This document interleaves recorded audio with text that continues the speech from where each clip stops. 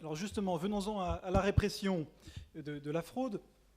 La loi qui est en train d'être discutée, qui est déjà passée en commission, il y a un certain nombre de progrès qui s'annoncent. Au sein de la plateforme Paradis Fiscaux, on s'en réjouit. L'allongement de la durée de la prescription en matière de fraude fiscale. La création d'un nouveau délit de fraude fiscale en bande organisée.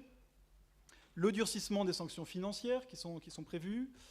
Le droit d'utiliser les données volées, ou en tout cas tombées du camion, pour reprendre l'expression. La protection des lanceurs d'alerte. Enfin, tout ça, en matière de fraude fiscale, tout ça, c'est des avancées. Elles semblent être entérinées, au moins au stade de la commission. On espère qu'elles iront au bout. Maintenant, il y a un sujet qui semble diviser la majorité, en tout cas quand on lit la presse, c'est ce qu'on appelle le verrou de Bercy. C'est-à-dire, en matière de fraude fiscale, le seul capable de saisir la justice aujourd'hui, c'est le ministère des Finances à travers une commission, qui est la commission des infractions fiscales. Et on a bien senti qu'il y avait des partisans de ce monopole de Bercy pour saisir la justice, et puis d'autres qui disent, mais la fraude fiscale, pourquoi est-ce que ça rentrerait pas dans le droit commun et que la justice n'en est pas à connaître de façon plus systématique, sachant qu'il y a des soupçons d'affaires qui n'auraient pas été transmises au parquet. Bon, donc tout ça, ça suscite beaucoup d'interrogations. Sur ce point-là, spécifiquement, je me tourne vers Serge Collin. Est-ce qu'au sein du syndicat, du principal syndicat des agents du fisc français, on est favorable au maintien de ce monopole de Bercy pour saisir la justice en matière de fraude fiscale? En ce qui nous concerne, depuis des années, nous avons réclamé la disparition pure et simple de la CIF. Réellement. Commission des infractions fiscales. Pardon, excusez-moi. On a l'habitude d'utiliser dans notre jargon, mais vous l'avez utilisé avant, CIF, donc c'est CIF qui nettoie tout, comme disait l'autre, mais c'est pas si faux que ça, quoi. Donc, je sais pas. Et mon obligation au secret professionnel m'interdira d'évoquer plus particulièrement certains points.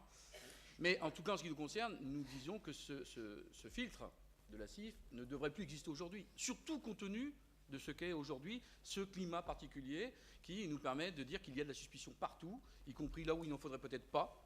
Mais en tout cas, en matière de fraude fiscale et de lutte contre la fraude fiscale, nous disons depuis très longtemps, sans ce contexte particulier, que ça n'a pas de raison d'être. C'est quelque chose qui est assez essentiel à dire, parce que sans doute que le nombre d'affaires que nous avons traitées depuis des années et qui auraient mérité une dimension de pénalisation, ne serait-ce que pour pas qu'il y ait de certaines récidives, nous aurait sans doute permis aussi d'être plus efficace dans la partie qu'on oublie parfois et qui est notre rôle dissuasif. Quand on tape un bon coup sur la tête de quelqu'un et que ça se fait savoir, croyez-moi, on peut être un peu plus efficace lorsque nous devons intervenir, tout simplement. Il y a une dimension psychologique là-dedans. Donc pour répondre strictement à cette question-là, oui, il faut absolument que nous dépassions cela. En tout cas, c'est notre opinion depuis fort longtemps. Notre syndicat défend cette idée depuis fort longtemps.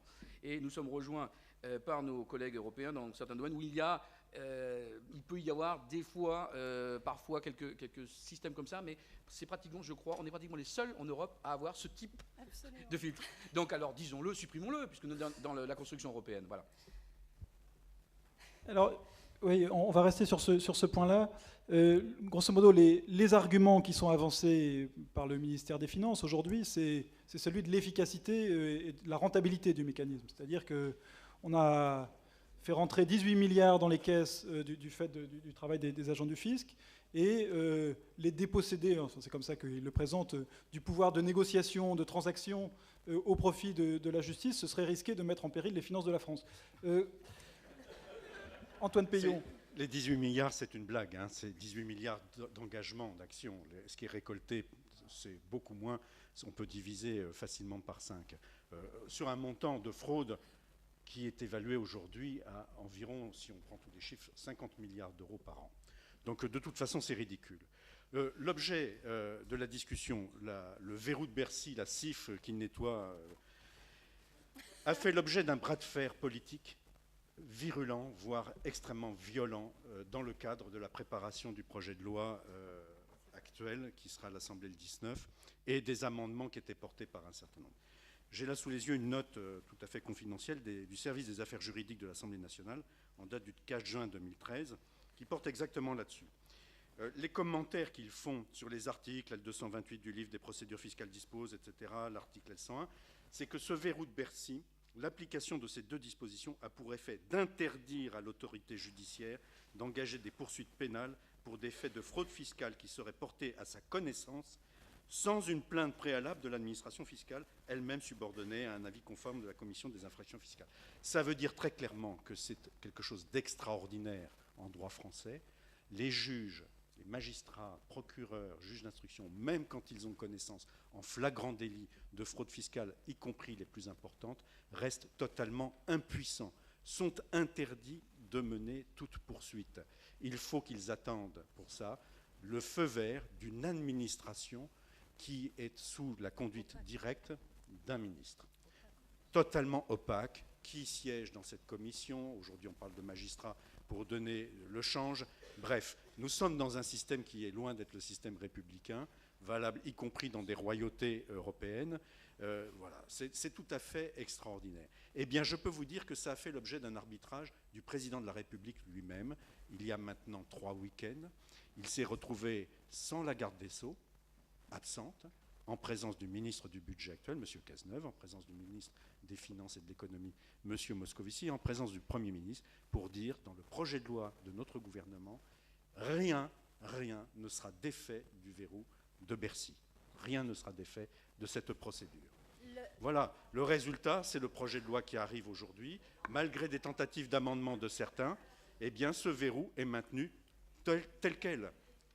Sauf si... Alors, je ne suis pas soumis au secret professionnel comme M. Collin, et je pourrais peut-être rentrer dans quelques motifs du maintien de ce verrou. Vous en avez trop dit, là, il faut... Eh bien, écoutez, c'est pas compliqué, mais pour procéder de façon déductive, vous avez tous vu sans doute, ou beaucoup d'entre vous, un reportage récent sur la liste HSBC. Vous avez vu quel est le rendement de cette liste dans laquelle, on le sait tous, et j'ai d'autres listes par ailleurs, de hautes personnalités du monde économique et du monde politique, mais il y en a d'autres, figurent parmi les fraudeurs en termes d'évasion fiscale. Eh bien, je peux vous dire que deux très très hauts fonctionnaires de Bercy, l'un déjeune quasiment chaque semaine avec l'ancien président de la République, et l'autre déjeune quasiment de façon hebdomadaire avec soit le Premier ministre, soit le président de la République. C'est comme ça que ça se joue. Ce sont des affaires dont les conséquences politiques peuvent être telles qu'on gère ensemble cette opacité. On parle de Ramon Fernandez à la tête du Trésor, par exemple, ou vos obligations professionnelles? Non, je ne donne pas de nom. Je veux dire, tout ça est l'objet d'enquêtes très très sérieuses. Les enquêtes sont en cours. Je prends le risque déjà d'affirmer, c'est fait, les causes et les raisons de l'opacité et du maintien de cette opacité en matière de répression de la fraude fiscale, et notamment le dispositif du verrou de Bercy, a des motifs hautement politiques.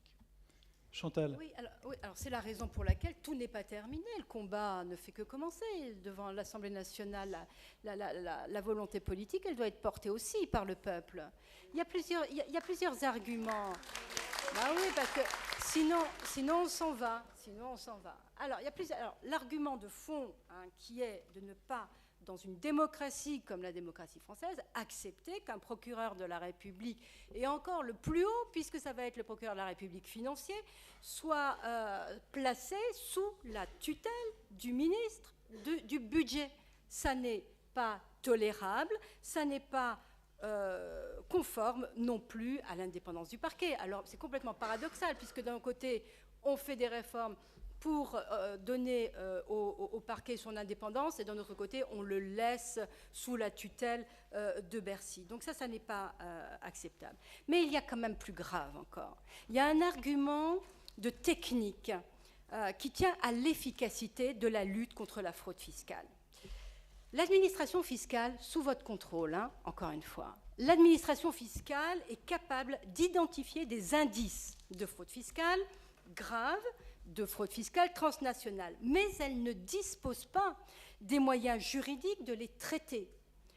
Beaucoup d'indices sont ainsi révélés au cours des contrôles, mais ces indices ne vont pas faire l'objet d'investigations judiciaires parce que pour établir, je vais être un tout petit peu technique là, pour établir l'existence de présomptions caractérisées, ce que demande l'article L16B, eh bien, il faut conduire des investigations poussées.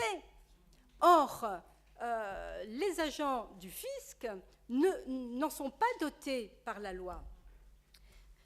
Je voudrais donner 3 exemples. Vous avez parlé tout à l'heure de la fraude au crédit de CO2 fictif.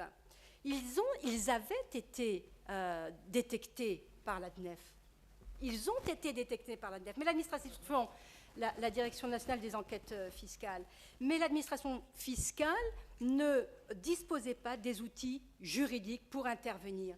Alors, bien sûr, il y a ce fameux article L16B qui fournit un certain nombre d'outils, mais il faut pouvoir enquêter pour mettre à jour les éléments qui sont susceptibles de pouvoir déclencher des poursuites judiciaires. Deuxième exemple, les carrousels de TVA. Avec les carrousels de TVA, l'administration fiscale est devenue extrêmement réactive, mais pour contrer son action, que font les fraudeurs? Eh bien, ils émiettent les intervenants et ils recourent à des prête-noms et à des entreprises fictives. Eh bien, du coup, l'administration fiscale, encore une fois, se trouve dépourvue des outils juridiques pour démonter les schémas de fraude. Par exemple, elle ne peut pas perquisitionner chez une personne physique si elle n'a pas d'intérêt dans l'entreprise. Et les carrousels de TVA aujourd'hui sont en train de se multiplier parce que les procédures fiscales ne sont plus efficaces. Et enfin, le troisième exemple est celui des logiciels frauduleux. Qu'est-ce que c'est? L'administration fiscale est capable de détecter des logiciels qui sont vendus et qui permettent d'occulter entre 30 et 40% du chiffre d'affaires. Les procédures de contrôle permettent de mettre en évidence des écarts, Mais dans le cadre des procédures de vérification normales, il n'est pas possible d'entrer dans le logiciel, ni d'en demander une copie. Et alors, évidemment, on va me dire, il y a l'article 40, alinéa 2 du Code de procédure pénale, mais sa mise en œuvre prend beaucoup de temps. Or, il suffit de 48 heures pour modifier le logiciel. Donc, la personne qui est contrôlée, elle appelle la société qui lui modifie le logiciel en cours de vérification. Et puis, c'est terminé. Donc, la copie du logiciel, elle aussi peut être obtenue sur le fondement de l'article L16B. Mais si la personne refuse de donner les codes d'accès du logiciel, c'est une boîte noire, ce logiciel, si elle refuse de donner les codes d'accès, l'administration fiscale ne pourra rien faire d'autre que de procéder à une évaluation d'office. Eh bien, ça, c'est...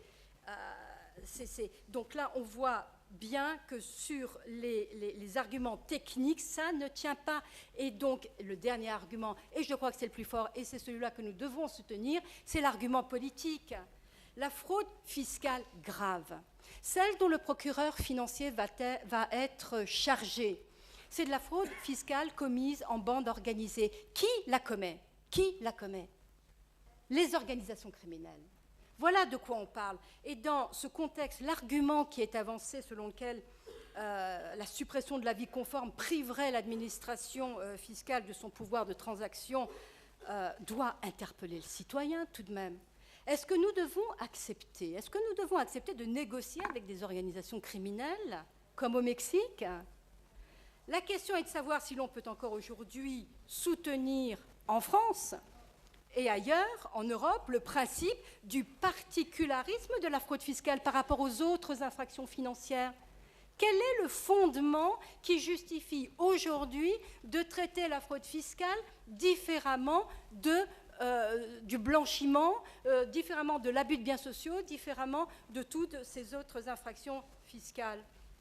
Eh bien, on voit bien que le fond du problème, il est là. Et là où c'est encore plus grave, c'est qu'on se rend compte qu'on n'arrive pas à progresser à l'échelle européenne, parce que toutes les administrations fiscales raisonnent de la même manière et que la compétence législative sur la fiscalité appartient aux États membres.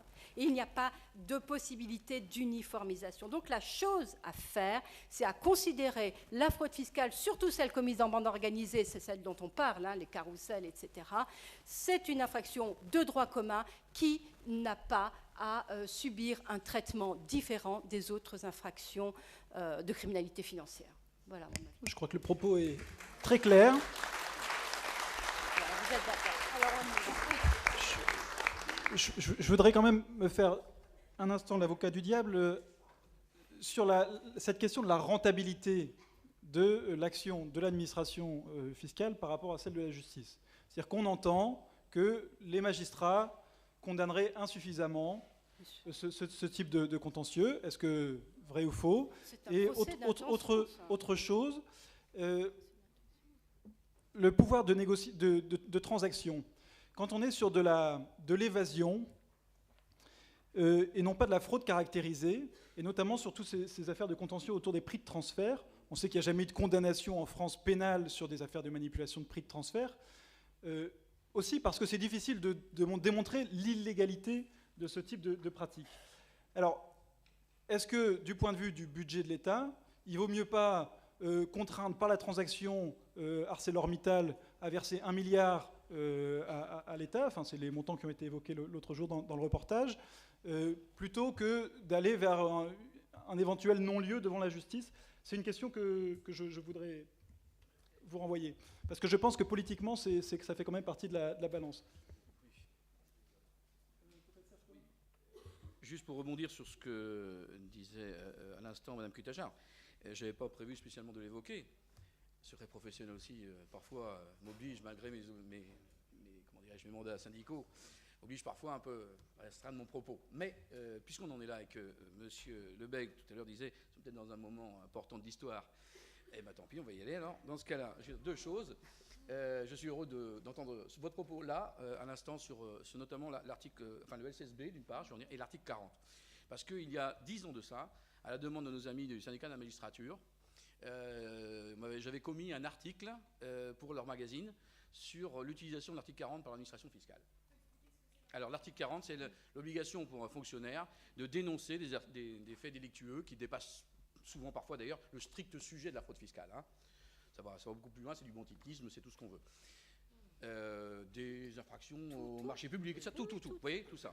C'est une obligation normalement qui nous est faite. N'importe quelle infraction. Je peux vous dire qu'en ayant commis cet article il y a quelques années, je ne pensais pas qu'on en reparlerait aujourd'hui. Et il est resté confidentiel peut-être du fait de sa diffusion au syndicat de la magistrature, mais qui posait des termes relativement importants en disant, et je n'ai jamais été démenti, contredit, voire menacé de sanctions après avoir écrit cela. C'est que l'article 40, il est encadré aussi par l'administration fiscale. C'est-à-dire qu'à un moment donné, dans la pratique quotidienne, on nous interdit d'agir de nous-mêmes spontanément. Voilà. On doit en référer à l'autorité. Alors là aussi, je le dis. Maintenant, je le dis puisque Mme Cutajar l'a dit. Je me permets. Ça ne sortira pas de cette assemblée, surtout nationale. Deuxième chose. L'article LCSB, effectivement, l'article qui nous permet d'avoir une dimension de perquisition. Ce sont les opérations les plus fortes, les plus vives, les plus réactives, les plus percutantes que l'on peut avoir dans le cadre des opérations de lutte contre la fraude fiscale. Et nous opérons ces opérations, nous réalisons ces opérations sous le contrôle du juge et d'un OPJ. C'est-à-dire que les agents du fisc qui interviennent dans ce cadre-là sont encadrés par le juge et l'officier de police judiciaire. Bien. Donc lorsque nous faisons ça, nous savons à qui nous avons affaire, croyez-moi. C'est préparé depuis des années, et puis au même moment, à 6h du matin ou 7h du matin, on tape à 4, 5, 6 portes, 12 portes, 25 portes à travers la France, pour pouvoir, à un moment donné, surprendre et l'entreprise, et le chef d'entreprise, et le comptable, et etc., etc., etc. Vous voyez, ça, c'est des opérations très lourdes. Elles sont très peu nombreuses, parce que ça mobilise beaucoup d'énergie, beaucoup de temps, et surtout, une préparation à la démonstration de la preuve pour ne pas se louper dans la procédure. Bien. Et s'il y a bien quelque chose que je voulais dire aussi par rapport au prix de transfert, parce que c'est un peu la question de Jean à l'instant, c'est pourquoi il n'y aurait pas effectivement une logique de transparence par rapport à cela, et puis pourquoi on ne négocierait pas. Moi j'ai le souvenir, il y a aussi 7 ou 8 ans de ça, un peu plus peut-être, il y a eu une volonté de rentrer dans une proposition aux grands groupes internationaux français d'abord, forcément, bien sûr, hein, de rentrer dans ce qu'on appelait des accords préalables de prix de transfert. C'est-à-dire que nous proposions à ces grandes entreprises qui ont des dimensions internationales de venir spontanément voir l'administration et discuter des conditions dans lesquelles ils allaient procéder à la délocalisation d'une unité de production, par exemple, de la France vers le Mexique ou vers le Brésil. Et nous savons, dans des cas comme ça, qu'il y a des possibilités, justement, d'utiliser le système de prix de transfert pour minimiser, finalement, le bénéfice taxable, et en France, et à l'étranger, parfois aussi, mais donc surtout au départ en France. Je ne sais pas pourquoi. C'est un manque de confiance, je ne sais pas. Mais ce principe de transparence, a priori, dans nos échanges, eh bien, ça n'a pas été suivi de beaucoup d'effets. Je crois qu'on a dû avoir une dizaine de cas de grandes entreprises qui sont venues un petit peu nous demander à Bercy comment éventuellement on pouvait analyser ce que serait éventuellement cette opération de délocalisation, de gestion des tarifs pratiqués entre les filiales et la société mère, etc. Et puis ça a très vite disparu. Mais je crois que franchement, s'ils n'ont rien à cacher, effectivement, nous pouvons jouer le principe de la négociation préalable pour ne pas se tromper, pour ne pas donner non plus une mauvaise image de ce que nous pourrions avoir comme rôle de l'administration fiscale, à savoir juste sanctionner et ne pas être en situation de mesurer ce que, économiquement, une entreprise veut faire sans risque de se voir remis en question par une procédure fiscale ultérieure. Alors voilà, soyons clairs, il y a 10 ans, on le disait, aujourd'hui, nous sommes devant ces éléments-là. Et je crois que l'opinion publique, effectivement, doit savoir ça. Et je crois que c'est effectivement aujourd'hui les peuples qui doivent prendre la décision, aujourd'hui, de faire changer toutes ces orientations en matière de fiscalité et de contrôle fiscal. Absolument. Oui. Merci beaucoup. Antoine Peillon. Jean, nous sommes dans la salle Colbert. Donc, la promotion, enfin, la tendance de l'administration française au discrétionnaire régalien, au sens roi ancien régime, est notoire. L'article 40, qui oblige tout fonctionnaire ayant connaissance d'un délit à le transmettre à un procureur, est violé en permanence. Moi, j'ai sous les yeux le travail qui avait été fait à l'époque par l'ensemble des services de renseignement. Il y avait le renseignement militaire, il y avait le renseignement de la marine, il y avait bien sûr le renseignement intérieur, à l'époque c'était renseignements généraux, DST, sur la fraude fiscale organisée par la banque UBS, que je connais bien, dès l'année 2003, décembre 2003, l'auditeur interne de cette banque en France est pris en main avec l'accord du président de la banque de l'époque, qui ne va pas rester longtemps d'ailleurs dans la banque, et bien entendu la volonté de cet auditeur de passer toutes les informations dont il disposait à l'ensemble de ses services de renseignement. Tous ces officiers, et ils étaient nombreux, ont connaissance des faits délictueux les plus graves. Aucun ne transmet quoi que ce soit au juge. Il faudra attendre mai 2012 pour qu'un juge d'instruction soit mobilisé sur l'affaire. 2004-2012, faites le calcul. L'article 40 a été violé en permanence, de façon systématique, sur ordre de la hiérarchie, avec connaissance des plus hautes autorités de l'État. Voilà, c'est un exemple d'opacité, c'est un exemple de discrétionnaire qui rejoint le discrétionnaire de Bercy. Alors voilà, on a Bercy d'un côté, on a Place Beauvau de l'autre, et on gère de la même façon. Vous ne pouvez pas aller tellement plus loin déjà dans la transgression du devoir de réserve, mais c'est de notoriété publique dans la fonction publique chargée de ce genre d'affaires que l'article 40, ça n'existe pas. D'ailleurs, l'article 40 lui-même ne correspond à aucune peine. On peut violer, il n'est pas sanctionné. C'est quelque chose d'extraordinaire, c'est quelque chose qui est dans le code de procédure pénale et qui vous dit, voilà, c'est pas bien de le faire, c'est interdit de le faire, vous devez, mais si vous le faites, c'est pas grave, ça vous coûtera rien. Donc, et celui qui le fait n'est même pas protégé. Combien? Alors voilà, alors après, au contraire, contraire, sur le nombre de personnes qui le font et qui se retrouvent placardisées. Le naïf, l'idiot, et ils ont été quelques-uns, et ils sont encore qu'ils le font parce qu'ils se sentent tout simplement dans leur devoir de citoyen en tant que fonctionnaire. Cela, je ne vous dis pas, les carrières s'arrêtent quasiment aussitôt. Une toute petite dernière précision sur ce point. Oui, qu'on s'entende bien. Quand j'évoquais cette modalité d'utilisation de l'article 40, il est malgré tout parfois mis en œuvre quand même, hein, parce que c'est l'autorité qui peut à un moment donné comme considérer qu'effectivement il y a un vrai scandale. Donc je voudrais juste vous dire ça, c'est que tout simplement derrière aussi, les agents du fisc qui sont confrontés à des affaires aussi graves parfois que celles-là, sont heurtés dans leur conscience de citoyen, se disent effectivement j'ai ce moyen et ce devoir de le faire. Et par contre, compte tenu de ce qui existe comme pression globale autour de nos missions, sur l'agent même, qui souvent est très seul face à un grand groupe international, face à des avocats fiscalistes, face à divers interlocuteurs et notre administration même, eh bien, se dit, finalement, je suis un peu protégé parce que la décision va être collégiale. Vous voyez, il y a aussi ça. Je crois qu'il faut le mesurer d'une certaine façon. J'en conclus que finalement on plaide pour l'échange d'informations au niveau international. En revanche, au sein de l'administration française, l'échange spontané d'informations, que ce soit de la part des services secrets ou de Bercy vis-à-vis de la justice, n'est pas encore tout à fait à l'ordre du jour.